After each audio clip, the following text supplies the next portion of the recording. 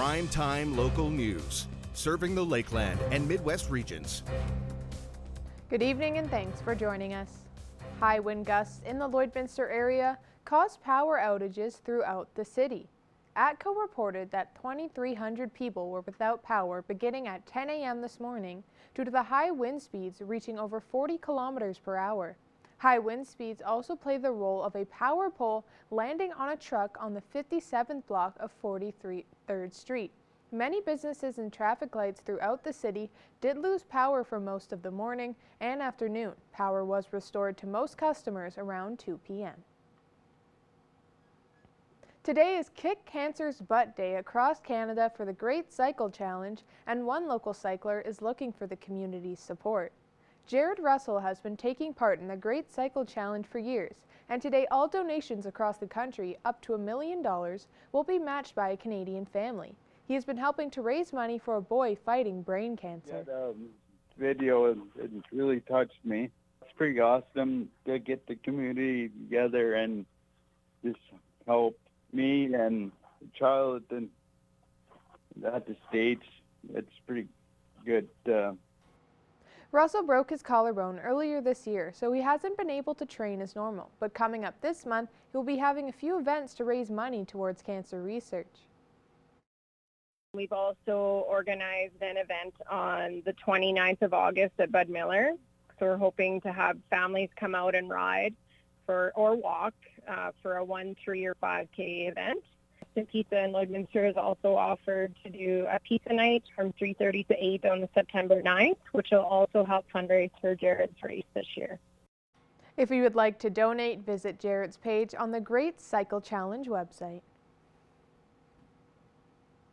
Boser's Greenhouse officially opened their newly created corn maze to the public.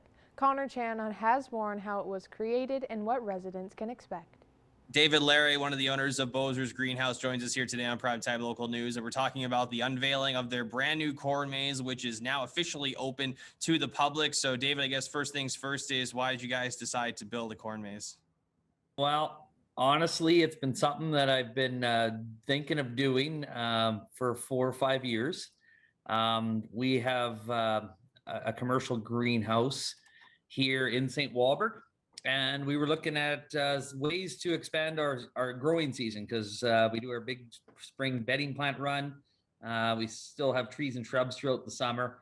And we were looking at kind of extending things into the fall, and the corn maze kind of was an idea. So I partnered with the Maze Company out of Utah in the USA. They are the professionals in building corn mazes. I think they have over 350 different maze partners throughout North America and Europe, and we're one of them in Saskatchewan. There's a couple of us here, a few in Alberta. So yeah, but they kind of guided us along, helped us with our design, and showed us the ropes on how to build that maze that we got out there. So. What are some of the specs of this cornfield, and what all went into physically putting this together? The field we seeded the corn on a perfect grid system, perfect rows, north and south, east and west with GPS. I had Smith Silaging and they came in and seeded that for me. Once it was growing, we literally went out and counted the rows of corn in the field. They were on 15-inch spacing, and I believe our field out there is about 400 rows wide and 600 rows long. So once we had that information, we were able to send that back to our people in Utah. They fit our design into that spacing, and we tweaked it a little bit. And then we, once we had the design in place, I had a bunch of my friends, we got together and we mapped it out. And how we did that, we had to go out there and physically count the rows, 20 rows one way and 20 the other way, and flag the whole field. So we ended up with about 250 flags out there. And then once you have that grid system set up, we spray painted the design into the field, and there's different ways to do it. You can till it, you can mow it, or you can spray the design. I wasn't comfortable with the first one we've ever done spraying it. So we physically went out there with a push mower And because there was some really tight nooks and crannies, a larger mower just wasn't going to work. So we pushed more that whole design. It took us about 4 days to cut it. And then we've been maintaining that throughout July here. Of course, as everybody knows, we're having a tough year with rain. We're in a bad drought. So we were no different here. We had to start watering it throughout those hot days of July. And I believe we hauled about 110,000 gallons of water to keep it alive in certain places. We have a couple little hills in there and they were suffering. So that's kind of what we've done and the process throughout the last 5 weeks, getting it to the stage it's at right now. How many acres of land is it actually? It's 5.2 acres, the corn maze itself. So it is quite an area to navigate. I'm going to take my, I don't have it yet, but I'm going to take a measuring wheel out there and physically map the distance. But I want to say it's about 1.5 kilometers to 2 kilometers from start to finish out there. So talk about the design of the maze. We all saw it from the aerial shots on your guys' Facebook page. They're, really unique. It even spells out your guys' name, which is really cool. So were these designs all your guys' doing, or was it more so the company that you worked with?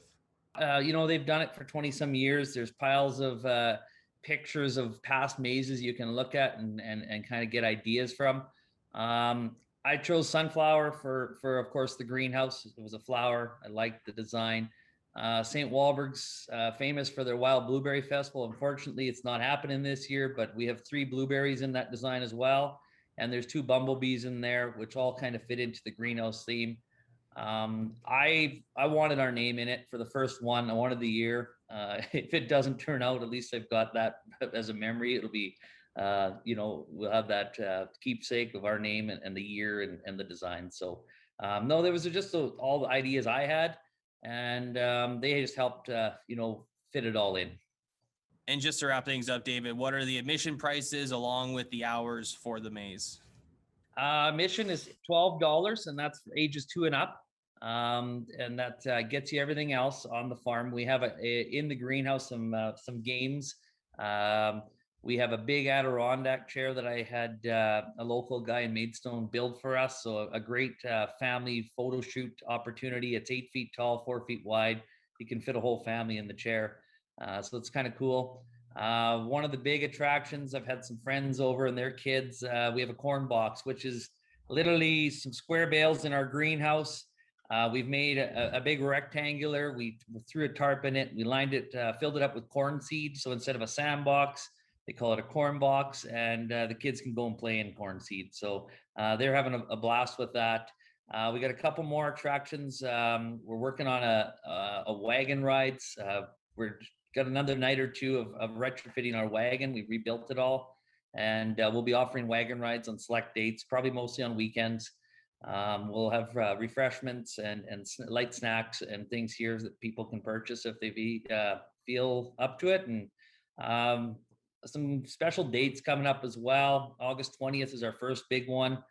We have a corn roast where we'll be, cooking corn on the cob and having a kind of a nice family supper that night. So anybody that's here that day can take that in. And then when we get into October, of course, we're going to be doing some haunted mazes. Those will run, of course, that time of year is a little darker earlier. We're open right now daily, 11 a.m. to 7 p.m. at night. We actually are open till 8, but the last entry into the maze is 7 p.m. We're open every day until September 6th. Then at that point, we are going to go to weekends, Fridays, Saturdays, and Sundays through September and October. And the hours are very similar during those dates. For anybody that's never been to Boser's Greenhouse, you can find us on Google Maps. We do have some signs in the ditch, but we're 4 miles west and 1.5 miles north of St. Walburg on Range Road 3232. But type us in on Google Maps, type in Boser's Greenhouse, you'll find us there. David, I really appreciate your time. Thank you very much for joining us. More information on the corn maze can be found at boserscornmaze.ca. David, thanks so much. Yeah, thanks, Connor. I really appreciate it. Take care. Now, Connor and Chan will take a first look at your weather forecast.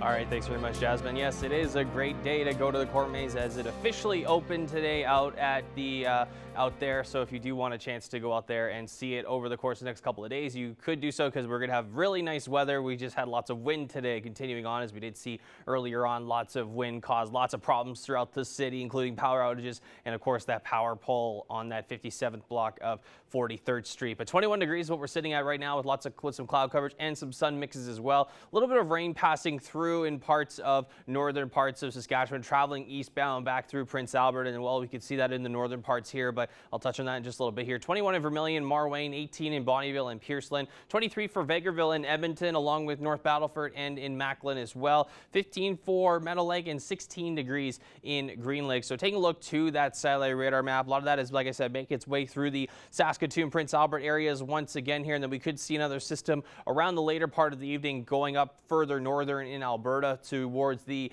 north of Edmonton. So Fort McMurray could see most of those showers. We could see a little bit passing by, but not very likely here. But looking overnight in North Battleford, 8 degrees, so it is dropped quite a bit there, but 21 will be the high for tomorrow, continuing on to those mild temperature trends that we've seen over the last couple of days. 9 degrees overnight in Cold Lake with 21 for Cold Lake tomorrow, and 9 for us overnight with 22 as our daytime high for tomorrow. And here's what we could see for the next 3 days.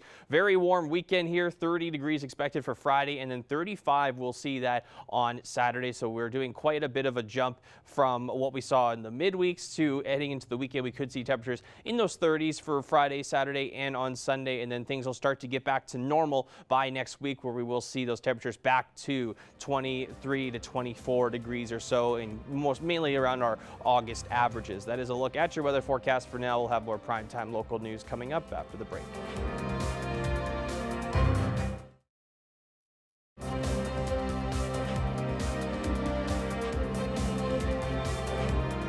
Welcome back. The government of Saskatchewan is helping provide financial relief for farmers through the Agri Recovery Program. Our Ag reporter Jillian Code has the story. On Tuesday, the government of Saskatchewan announced a $119 million agri-recovery contribution to livestock producers in the province.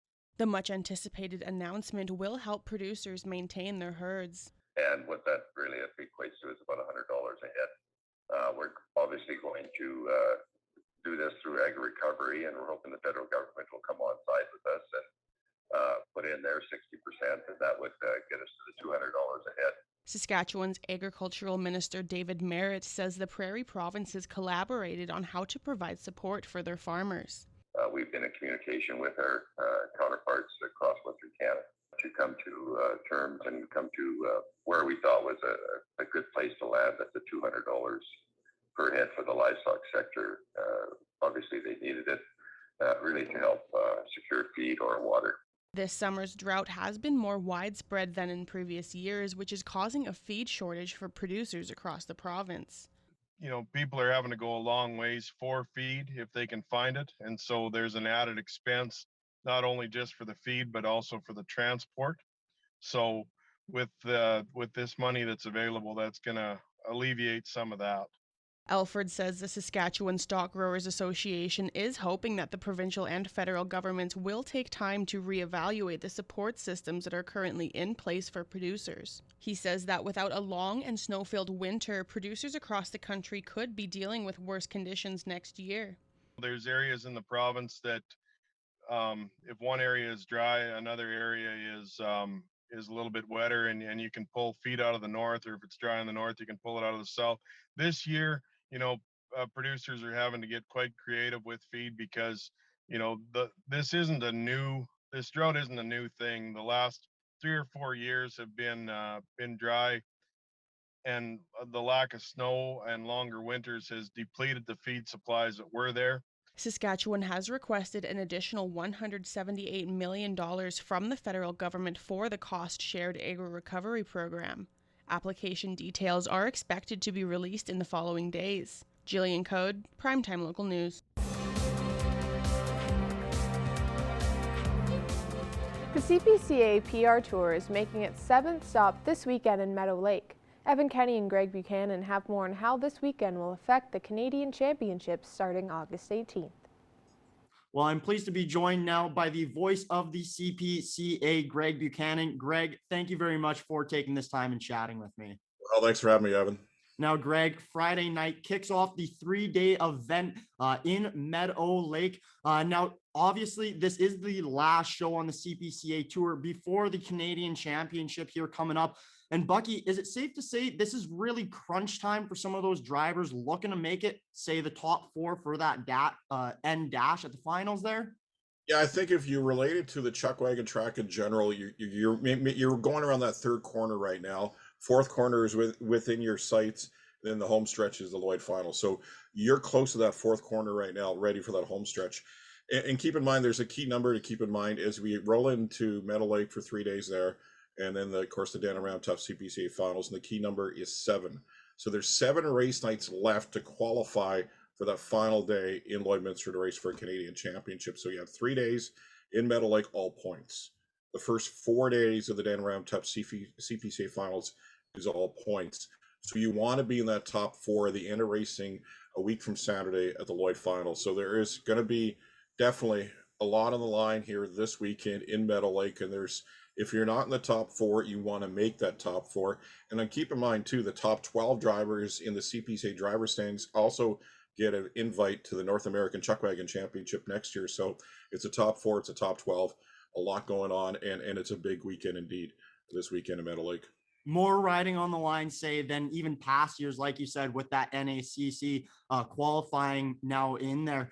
Just taking a look at the current standings, Logan Gorse currently sits in first, followed by Ryan Baptiste, Todd Baptiste, and BJ Carey to round out that top 4. Jamie Labicane and Danny Ringette. Just a handful of points there. Really, it's about 10 points. So anybody's game at this point here. And a guy that I just mentioned there, Bucky, has been absolutely tearing up the track. 3 of his last 4 races. He's been the aggregate winner here, and that is Jamie Labicane. I mean, simply here, Bucky, what has he been doing right on the track? Just confidence. When you're confident in the 4 that you have in front of you, when you're sitting in the wagon box, it makes your job being a driver even easier. Jamie Labicane, here's a stat. Another key number, 7 again. He had, in 7 straight race days, he had a day money win. Either he was driving it or he was driving for his injured brother, BJ Carey. You don't see that very often at all in chuck wagon racing. So it's amazing you see that come through like that with Jamie Labicane. And there's a lot that goes into it too, because it's grueling. In 21 days, the CPCA was on the track 16 times. So it's grueling on the barn, it's grueling on the drivers. And Jamie's barn was a little nicked up and a little bit, had some injuries to some of the horses, rested a few of them this past weekend in Palmaker. Instead of driving 2 wagons, only drove 1. And he rested them because he knows there's a bigger thing to win. And he's always wanted to win a Canadian Championship. His dad has won 6 of them, so he wants to win 1. And this might be the year Jamie Labicane does it. And Bucky, a great quote actually from Brian there is, you mentioned how grueling the sport of chuck wagon racing is. Well, Brian said, if it was easy, everybody would be doing it. Obviously, that's not the case, as there's just the 32 drivers with the CPCA, but definitely holds true up to this day. Now, Bucky, going into this weekend in Meadow Lake, I feel like the odds-on favorite really are Jamie Labicane. Obviously, like I said, 3 out of those 4, he was the aggregate winner there. But if you did have to choose a dark horse to win this weekend, who are you thinking? A guy comes to mind is a Danny Ringette.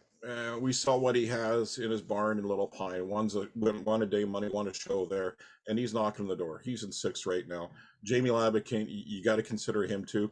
But a guy that you go a little bit further down that list, and when we're waiting for him to do even better things we've already seen, and that's a man sitting 9th right now in the driver's standings in Frog Lakes, Preston Faithful. He's put together some great runs. If not for a few penalties here and there, that he would be knocking on the door for that top 4. So Preston Faithful is, I'm not going to say he's going to win the show, but you know what? He's going to have a very impressive weekend in Meadow Lake. Bucky, he had a day money win not too long ago, so he's definitely on the right trajectory there for a possible show win.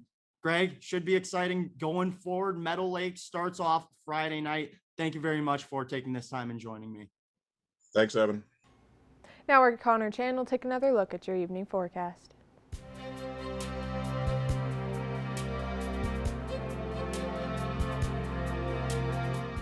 All right, thanks very much, Jasmine. Still sitting around that 21 degrees right now. Still sitting and then 22 out in western parts on Highway 16 like Edmonton, Red Deer, Edson as well. Jasper sitting at 26 degrees, so it's still fairly warm. The wind should start to kind of calm down around that 9-10 o'clock range, as we are going to continue to see that for at least the next couple of hours or so. We definitely did see what the damage it did do today with power outages throughout most of the city today. 22 in North Battleford, 23 in Saskatoon right now, with 18 in Prince Albert and 17 up for Melford, 15 up in the Losh and Buffalo Narrows area, 12 in Uranium City, 9 in Wollaston Lake, so things are definitely getting a little bit cooler up there. We could see some rain passing through northern Alberta here in the Fort McMurray areas later tonight at 15 degrees, 19 for Slave Lake, 21 in Peace River, 23 for Grand Prairie, and then 20 in the high level area. Now moving to the southern Alberta areas and Saskatchewan as well, things are starting to warm up a little bit compared to the last few days, as we're starting to get back into the higher 20s, 25 for Lethbridge and 26 for Medicine Hat. 20 though in Calgary, so they're still pretty mild with 27 degrees in Banff, and then moving over to the southern Saskatchewan areas, 26 degrees for areas like Moose Jaw, Regina, and in Kindersley, Swift Current, and Yorkton sitting at 24 as well. Now looking ahead to temperatures across the country, as we see lots of cloud coverage still hovering over parts of the east coast here, 23 in Winnipeg, 25 for Quebec City, 30 degrees in Toronto, and then 19 for St. John's. Vancouver sitting at that 25 degrees, a little bit of sun, a little bit more sun than what we are seeing here for the last little bit here. 16 up in Yellowknife, and then 15 also we see for Whitehorse. We could see things start to definitely get a little bit cooler. We're going to have a nice warm front coming in through the weekend here, and then things will start to cool down as we get to the midweek here, even bringing some more showers, even possibly for next week as well. 22 in Lloydminster is what we are going to see for tomorrow. 22 also for that Marwayne, Bonnyville area. 21 for Cold Lake and Pierceland. Vegreville also seeing 22 as well tomorrow. 24 for Wainwright as well, with 24 for Macklin, 21 in North Battleford, and then 20 degrees in Green Lake, 18 for Alacross. So things are going to still be pretty mild for the most part, as we are going to see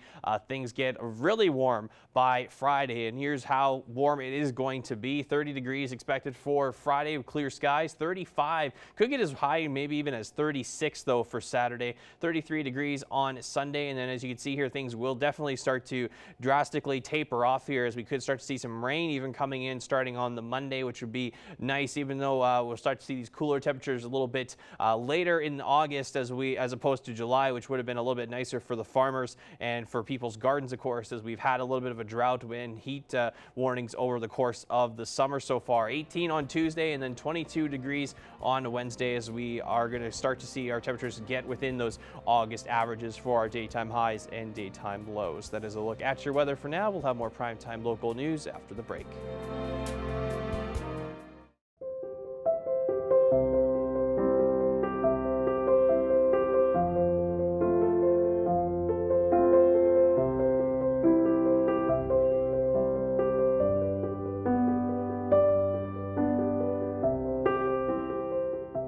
Stephanie Dobson is back with us this week. Stephanie is a lawyer and mediator in Lloydminster with Anka Divorce Law and Mediation.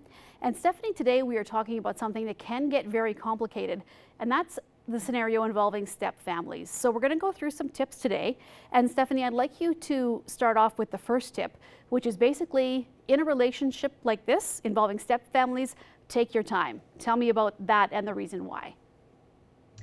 Well, it will take time to build your relationship between a parent and their new partner who may eventually become a step parent to the children. If you feel ready to introduce the children to your new partner, it's really important to go slowly. In fact, you'll want to wait until you've been dating for quite some time before introducing the children. You know, there are some parents, biological parents, who will actually set out terms in their separation agreement that talk about repartnering and how the children will be introduced to a new partner when that time comes. The bond between the children and the new partner, the biological parent and the new partner may be quite solid by the time you're planning to introduce the children, but the bond between that new partner and now the children will definitely take time to develop. So, you know, introducing the kids slowly, picking up on the kids' cues and giving them time to adapt is really key. Now, tip number 2, Stephanie, is to communicate openly in the relationship. So why is that important? Well, step-family relationships are hard. So if you thought that the biological family or the family of origin was a hard one, a hard relationship, it is even harder when you start to integrate step parents, step children, step siblings into the relationships. So even before any of these kind of introductions happen between new partner and the children, it's really important for the adults in the relationship to be discussing things very openly, like, you know, how they run a household, or their ideas on parenting and how they parent, so that they can see if these kind of things are a match.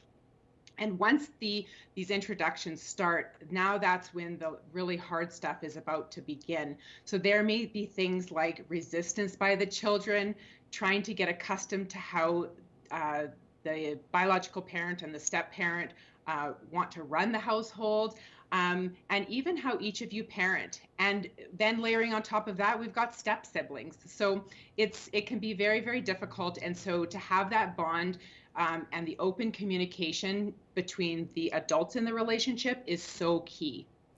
Now, the next tip that you have here, Stephanie, is to make sure that you support the children. Why is that such a big deal when it comes to possible step relationships?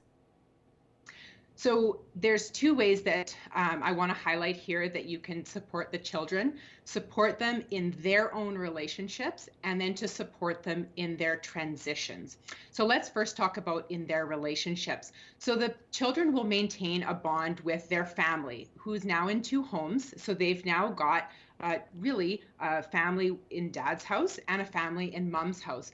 And it's really important to allow the children to freely and openly talk about the other home. So if it's dad and step mom's home, that the children are able to really openly talk about biological mom's home when they're at dad's house, and to do so in a way that the step parent's reaction is quite positive. You never want to have any negative speak by the step parent about the other biological parent.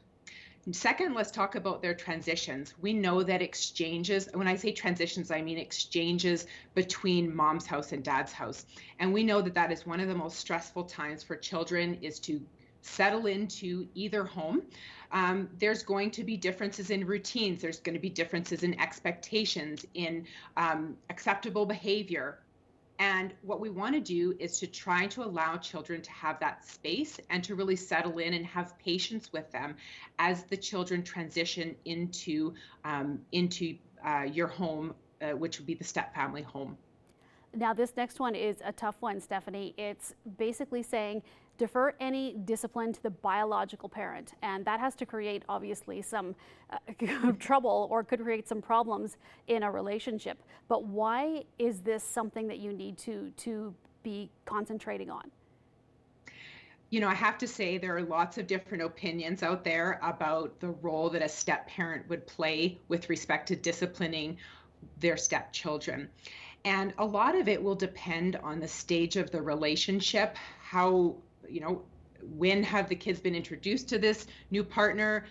You know, has this new partner moved in? Is it an established relationship? Have they been living together for a very long time? So of course, as the relationship develops, that step parent will play a bigger role over time in the discipline of the children. But at first, especially, it's really important to allow the primary discipline be done by the biological parent. Having said that, just one extra little point, Stacey, having said that, it is important that, of course, there are going to be times where the step parent is alone with the children when the biological parent is absent. And so it is important as well to make sure that there's some boundaries, knowing that the step parent is able to discipline when they're in charge necessarily, but when you can defer, it's better to defer to that biological parent. All right, Stephanie, well, thank you so much. Insightful as always, and we will be back to chat with you again next week. Thanks.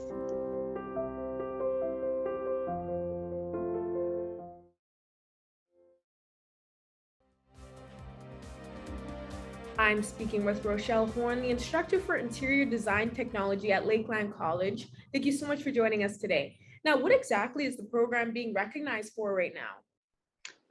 The Designer and Decorators Association of Canada kind of did a review of all the interior design and interior decorating programs in Canada, and they had their own set of criteria sort of to qualify.